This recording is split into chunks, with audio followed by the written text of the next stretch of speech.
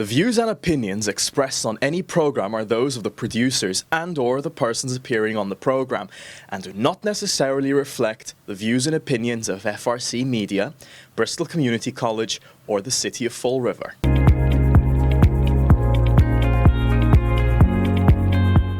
Thank you for joining us on this Wednesday at FRC Media. And as we do just about every Wednesday, we have an opportunity to speak with the mayor of Fall River, Mayor Paul Coogan, who joins us again this Wednesday. Mayor, how are you today? I'm doing great, Keith. How are you? I am doing well. I actually want to start with a school story. Yesterday, the State Department of Elementary and Secondary Education released the MCAS scores for the districts across the Commonwealth and statewide, and sort of mixed results in terms of Fall River Public Schools. In the elementary and middle school levels, things were pretty steady. There was, I think, 1 point up on one down on another between English, math, and science. But at Durfee High School, it was a different story. There was a decline in all three, in 10th grade, in terms of all three subjects, in terms of English, math, and science. How do you even assess something like this that when they first come out? I know you need to delve into the details, but your first snap judgment. Well, obviously, we want the high school to do better. We've invested a lot of money into both the physical plan up there and staff, and it's disappointing when they go down at all. But I do know that the trend statewide was also a decrease across the board. Some, as you said, some did better. Others, hopefully, didn't struggle as much as we did. But at the same time, we're disappointed when any of our scores go down. With that being said, we continue to work hard to improve the programs at Durfee. When you go to Durfee, there's a tremendous amount of enthusiasm, and there's a hardcore group of kids that need remediation. It's funny because they come up from elementary to middle to high, and they feed into the scores at Durfee. As you said, the elementary and the middle were pretty flat, but at the same time, we're always disappointed when Durfee scores do not go in the right direction. It's unsettling. I know we have a new superintendent on board, and she's very, very competent. She had tremendous experience at Durfee as the associate principal, and I know she can turn it around. And I know this is always difficult because a lot of people, we're reporting the numbers, and some people may say, "Oh my goodness, they're down," but it's a snapshot in time. Next year's 10th graders may be significantly higher, just a snapshot in time. And I know that you're right in that 10th grades across the Commonwealth all pretty much saw numbers go down in their 10th grade scoring. And you wonder, Keith, Yeah. we did go through, these are kids that did come through that crazy 2-year span of COVID education, and that may be the long-term decline because it is a reflected statewide. You wonder if this is what's kicking it up. And I hate using COVID as an excuse. It's really not an excuse. It's just part of the learning cycle that these kids have gone through. I can't wait till that's completely out of the system. And I really could care less if it was skewing the numbers up or down, but it was a real rocky time in the education world. And I hope that, that the new elementary kids that are either flat or getting some small bumps in improvement are reflective of where we're going. Yeah. Switching gears, last night, the Fall River City Council approved an ordinance that would limit camping on public property here in Fall River. There was a big outcry, of course. Many in the homeless support community came out, against the ordinance.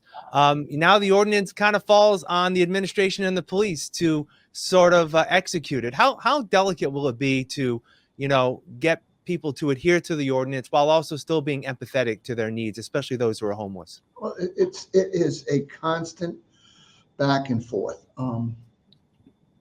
As one of the counselors said, look at other communities and their struggle with the homeless, where they're living on the sidewalks and they're out in public. I drove by the building Saturday morning on South Main Street, and there were people sleeping in the doorway right across the street at our neighbor's spot, People Incorporated. This is extremely challenging. You have so many factors that are pouring into this.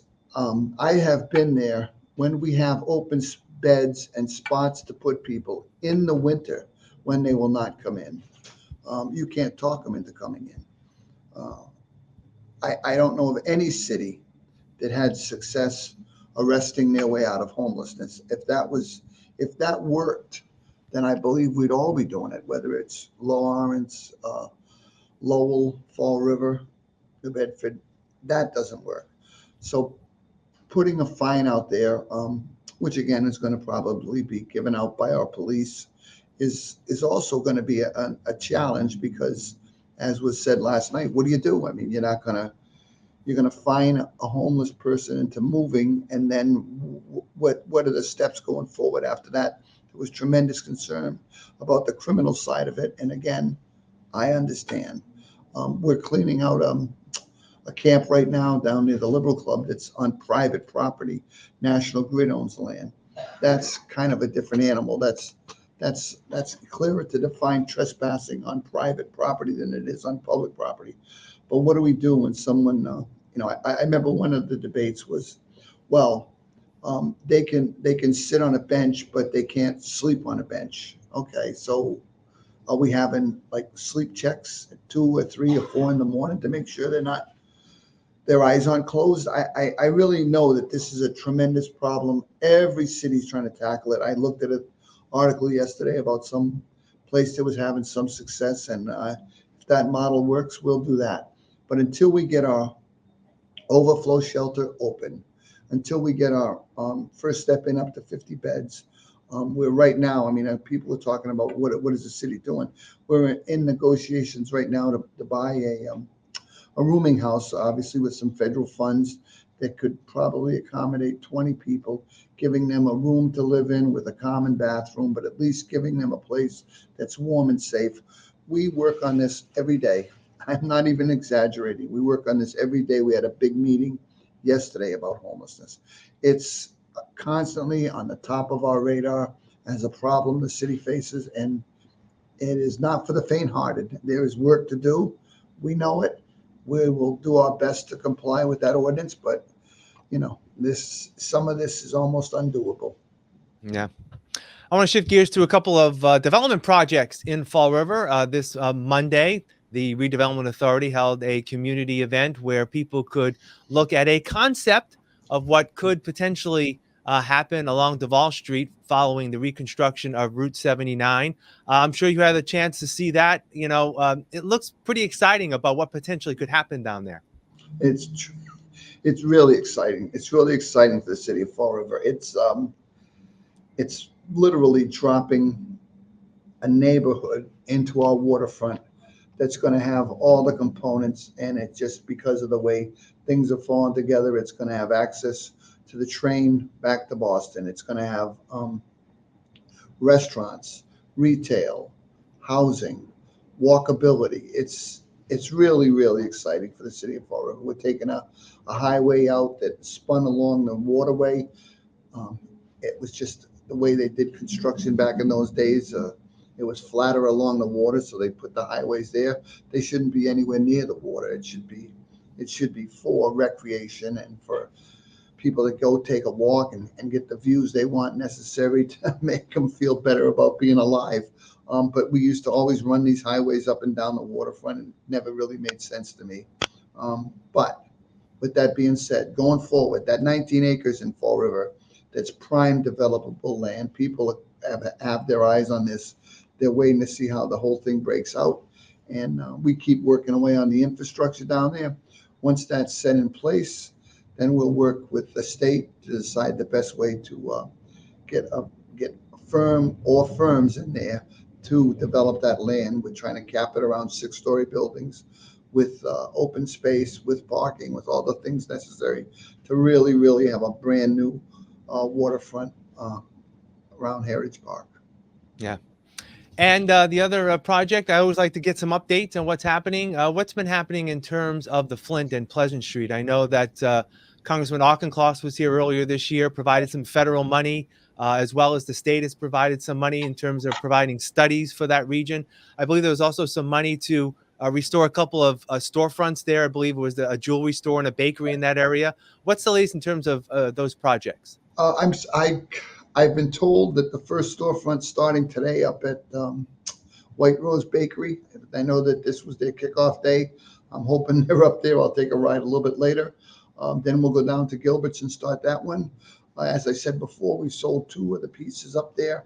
I should say the people that owned them sold those pieces. They're both big brick buildings that need a ton of work. So hopefully the new owner, I know he's going for some variances and some work to renovate both of those pieces.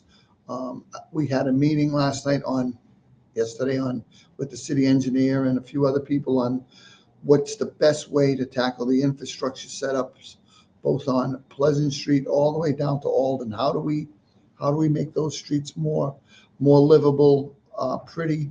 Is it trees? Is it period lighting? Is it signage? Do we renovate the Cash Street parking lot? This was all going on yesterday. So nothing short of work to go on here. And again, we're keeping our eye on Pleasant Street. I think people are going to start to see some more work going on up there, and that bodes well for that neighborhood. So we're going to get our federal grant. I think it was like $1.8 million, and get rolling on some projects up there. Yeah. In terms of a timeline of those storefronts, have they've been set, or I mean, you're I getting think that's, like the I winter said, months. it's supposed to start today. That's our first one, and they're going to go right to Gilbert's next. So we'll get a couple of storefronts done, so people can see the potential of what their businesses can look like. We got some housing things going on that we're working on, and it's constant, Keith. Let me tell you that. Yeah, absolutely. All right, Mayor Paul Coogan, as always, thank you for your time. We'll talk again next week. Take care. Okay. Thanks, Keith. Yep. And thank you for joining us here on FRC Media. Have a great rest of your week.